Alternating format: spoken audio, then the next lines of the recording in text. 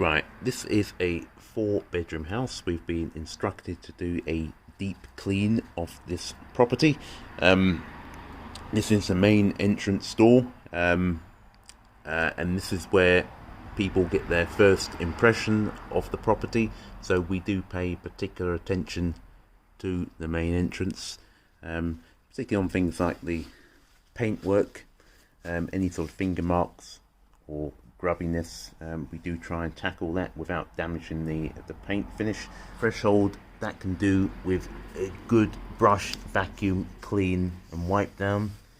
And we pay particular attention to the skirting boards and the edges there, where you might get a build up of dust and debris.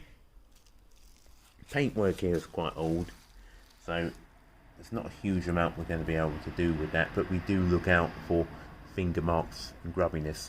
So if you're attempting your own clean, these are sort of the areas I would look out for. So I would pay particular attention to the main entrance, because that is where you get your first impression. Along the edge here, you might not be able to appreciate that, but it is a bit warm here.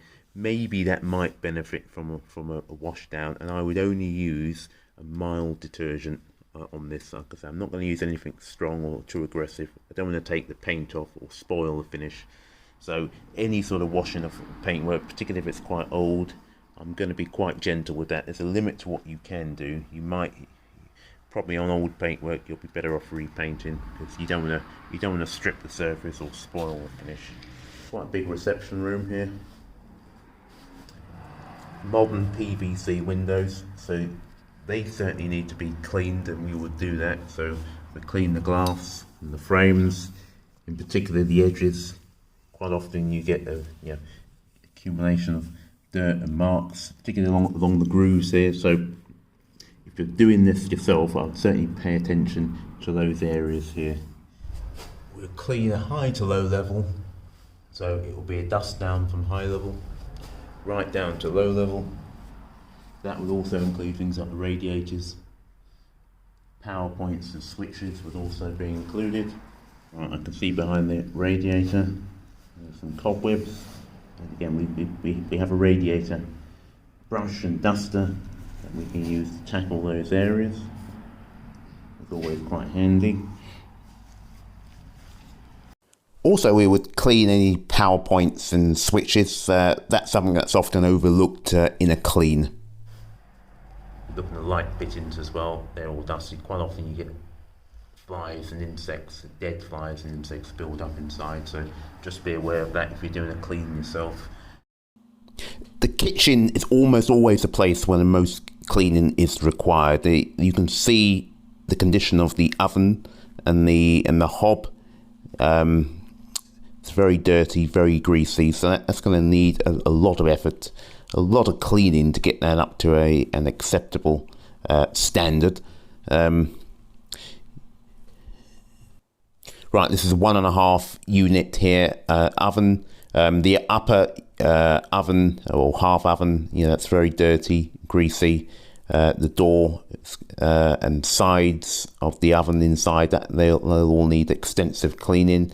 Don't forget the sides if you do the clean yourself, and the top of the oven as well. People often forget those areas, so often they will be checked as part of the checkout process. You've got another larger oven underneath as well, so that's going to need to be cleaned, as well as the door. The door is a glass door, so that will need to be split and cleaned inside. Right, so all of these cabinets are all quite old, and there's some damaged parts as well. Obviously we can't do anything with the damage and all the chips here, but there you can feel some of these doors are wood and they are greasy. Now, wooden doors can be quite difficult to completely degrease, because it's not it is a porous surface, so any sort of grease can become impregnated. So sometimes it's not always possible to remove all traces of grease, but we've got some very good degreasers that should give a satisfactory result without necessarily stripping down everything, stripping off all of the varnish finish off the door. you should be able to get a satisfactory finish. People often forget really low down as well. Generally it's quite grubby and greasy. And the handles as well. People often forget the handles. Insides, that's all got to be cleaned and degreased. Right through to the back there. Hinges, that's all included. These things are often overlooked as part of the clean.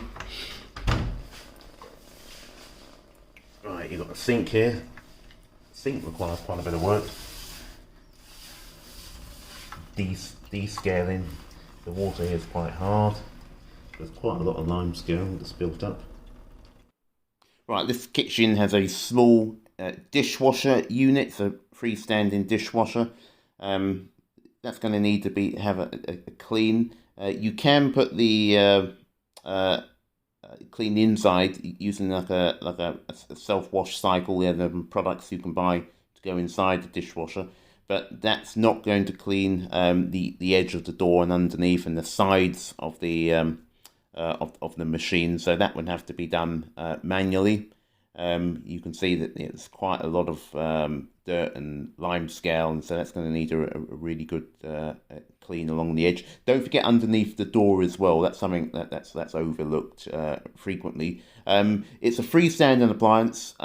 We don't generally remove it from underneath the counter if it's a freestanding appliance unless requested. So that's something that won't normally be expected. Filters as well. Don't forget to take any sort of filters out, remove the filters, and give those a really good clean and rinse. Now, we will work our way up to the top as well, including the top of the cupboards.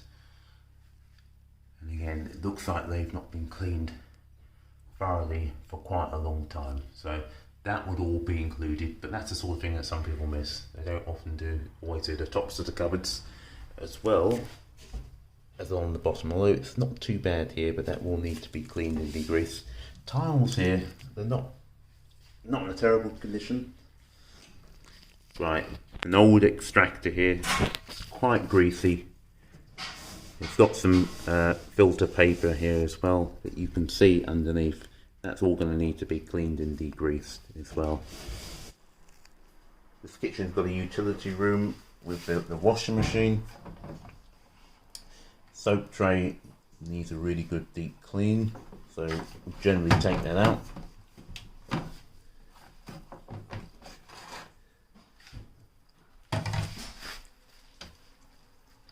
See, there's a big build-up of mould and soap powder and scum there, so that's all going to need to be cleaned. Right, the rubber seal, again cleaned and sanitised. Looks like the beginnings of some mould spotting there as well. The door, that will all need to be included. Right, I've got a fridge freezer, and all of the drawers need a really good clean. So it's going to be cleaned and freshened on top as well. Don't forget that the things like the rubber seal around the edge. All of these drawers will need to be removed, cleaned and sanitised, all the surfaces. This rubber seal you can see here, there's a lot of debris there, it's a bit grubby, so that's going to need a good clean. We're probably, usually, I said we don't remove appliances from under the housing usually, although we do normally move the fridge. But we're very careful with the flooring, because sometimes when you move the fridge out, you can damage the floor. So we've got to be careful and a bit cautious when we do that. But usually, if you've got a freestanding fridge, then that's one appliance we will usually move out of the way, because you can usually get a lot of debris, dust, and cobwebs behind the refrigerator. So that's generally where we can, we'll shift that.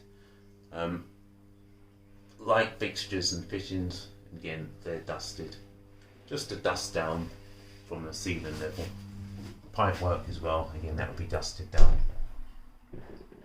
Doors, you've got these, this is like a hollow type Georgian style door here, and most properties, they have these very similar doors, and they're all dusted down.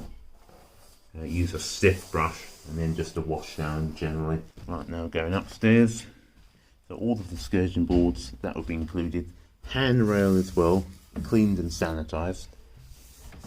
These are all wooden handrails, but we still apply a cleaner and sanitizer, and then probably a bit of suitable polish as well. Another thing, don't forget the light fixtures and fittings as well. People often forget this. They often build up a bit of dust. This one is not too bad, but light fixtures and fittings can get dusty, and they do get dusty, and they're often overlooked. Generally, as part of a general, every week cleaning routine, people forget the light fixtures and fittings. So that's something that you need to check out for, because it's often forgotten. Right, I've got an ensuite here. This is an ensuite, and I think it's a master. It's quite old. This is probably over 30 years old. It's like an ensuite shower room, fairly basic. The shower here is an electric shower unit. Right, the riser here, you can see here, needs to be descaled. The hose descaled. The actual shower unit cleaned and descaled. That all needs to be done. You've got here the shower glass. Again, you probably can't appreciate it, but that's quite marked with soap, scum and scale on there. And I can see there in the plug hole, looks like there's a bit of hair in there. That's one thing you've got to be aware of as well. There's hair there, so that would also need to be removed and cleaned. There's like an overflow there as well. Looks like there's a bit of build up of scum, so we probably clean that as far as we can. Probably something like a toothbrush, just to get as far as we can. Just along the edge here, there's a bit of a, looks like a bit of a seal there, and there's a build up of lime scale and what have you.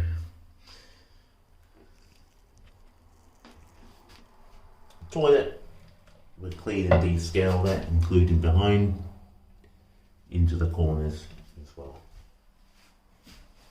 Taps, sink. Again, the same issue here as the downstairs cloakroom toilet here. It's quite a heavy build up of lime scale here. Taps are quite watermarked with scale, so we'll clean those as well. And the mirror. Right, you've got a small downstairs cloakroom toilet. So the toilet here, I can see in the bowl, there's some signs of lime scale, so we'll descale that. All of the fixtures, fittings, sanitary ware, clean and descaled. Also underneath the bowl as well, that would also be done. It's like a towel dryer here. And radiator. I think it's actually mainly towel dryer, so that would also be included. Clean and polish that. Taps cleaned, descaled. You can see here there's a bit of scum and lime scale. Bit of lime scale here. The sink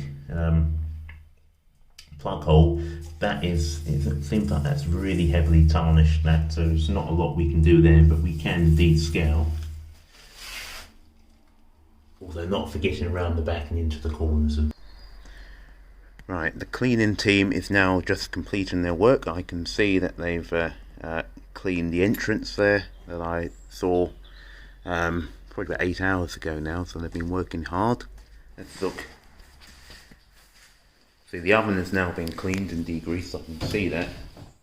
And I can just feel the surfaces are much cleaner than they were previously. Right, the extractor's been cleaned and degreased. I think the grout lines and the tiling needs a bit more work, so I'm going to ask them to finish that. Oven, lot better now, looking much better. I think they had some trouble doing the door. Door needs to be split, so sometimes you might encounter some problems opening up the door and cleaning the glass, but I think we're going to have another go with that. Utility looking a lot better. Soap drawer, yes, vast improvement compared to what it was like before, as well as the sink. That's clean and shining now. Door, rubber seal, looking good. All the windows and window frames.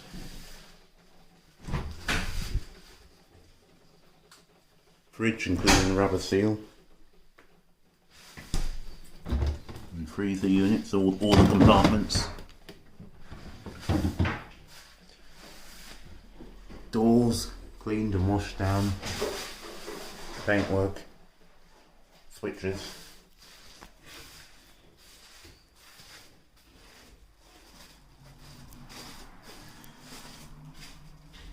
Toilet cleaned, sanitised and descaled.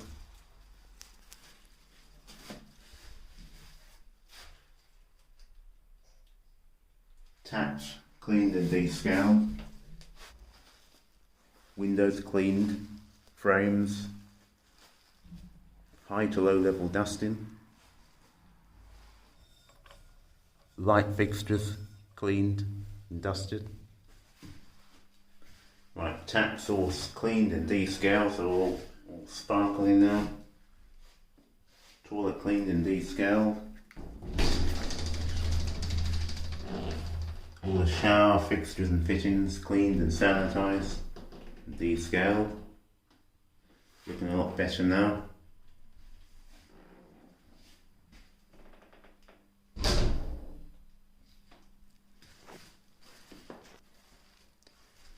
All of the carpets have been cleaned. So we use like a hot water extraction process. Right, the windows are being cleaned using a pure water process to give that a sparkling, spot-free finish. Same with all of the bedrooms, so exactly the same process throughout. So that completes an overview of one of our standard specification end of tenancy cleans.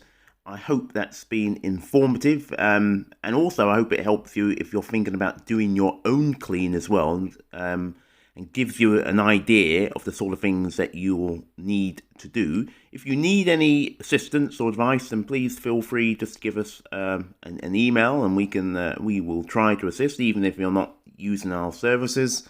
We're always happy to help where we can.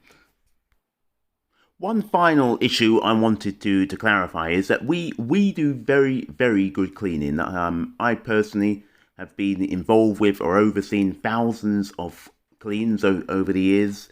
And whilst our cleaning is extremely good, none of the cleans are absolutely perfect in all respects. Generally, our cleans are, certainly based on the feedback I received, are better than most, but perfection in the sort of time span that we have a day, we normally spend about 10 to 20 hours on a clean, is not realistic. There's no such thing as a perfect clean, and no matter if you do it yourself or you ask somebody else to do it, perfection is near on impossible. This limitation, however, is generally not an issue because you will only be required to clean a property to the same standard as when you moved in. It doesn't have to be better than the standard of cleaning that you found when you moved in to a property. So the landlord or letting agency can't insist that you clean the property to a higher standard than when you moved in, and I guarantee you it will not have been perfectly clean because, as I keep saying, there's no such thing as a perfect clean. So if you need any help or assistance, then please feel free to get back to us, and we'll certainly try to assist you in any way possible. Thank you for listening.